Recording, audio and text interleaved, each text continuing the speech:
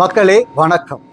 மத்தேயு நற்செய்தி 25ஆம் அதிகாரத்தில் இயேசு கிறிஸ்து கூறுகிறார், என் தந்தையிடமிருந்து ஆசி பெற்றவர்களே வாருங்கள், உலகம் தோன்றியது முதல் உங்களுக்காக ஏற்பாடு செய்யப்பட்டிருக்கிற ஆட்சியை உரிமை பேராக பெற்றுக்கொள்ளுங்கள். ஏனென்றால் நான் நோயிற்றிருந்தேன், நீங்கள் என்னை கவனித்துக் கொண்டீர்கள் என்பார்.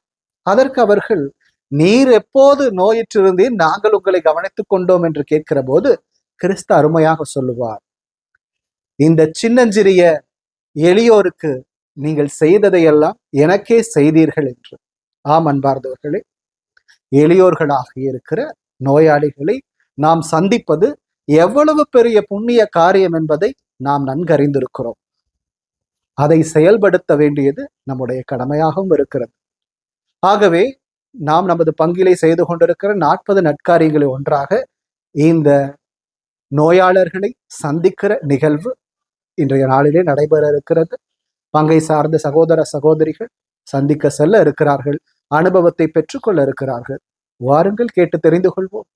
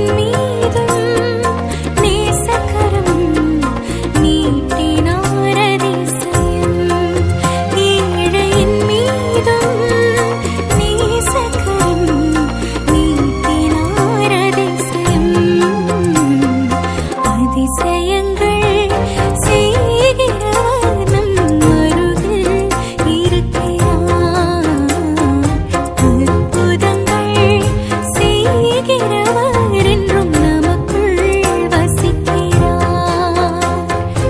அதிசயங்கள் செய்கிறவர் நம் அருகில் இருக்கிறார்.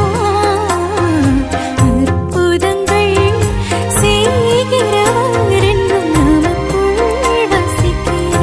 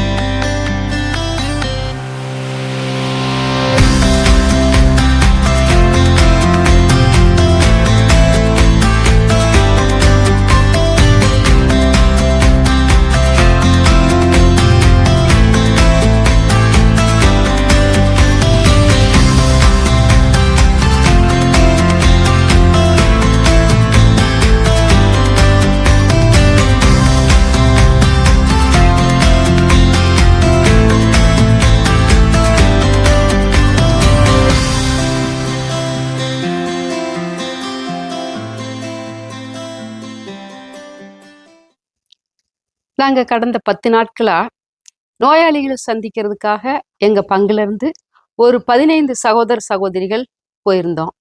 இந்த சந்திப்பு வீடு வீடா போய் சந்திக்கிற ஒரு புதிய வித்தியாசமா இருந்துச்சு. இதுவரைக்கும் நாங்க மருத்துவமனை சந்திப்புக்கு தான் போயிருக்கோம். ஆனா இந்த வீடு வீடா சந்திக்கிறத எங்க பங்கு தந்தை ஒரு புதிய கருத்தா விசிட் பண்ணுங்கன்னு சொன்னாரு. அதை ஏற்று நாங்களும் போனோம். இது நாங்க சந்திச்ச சந்திப்பு எங்களுக்கு ஒரு வித்தியாசமான அனுபவமா இருந்துச்சு.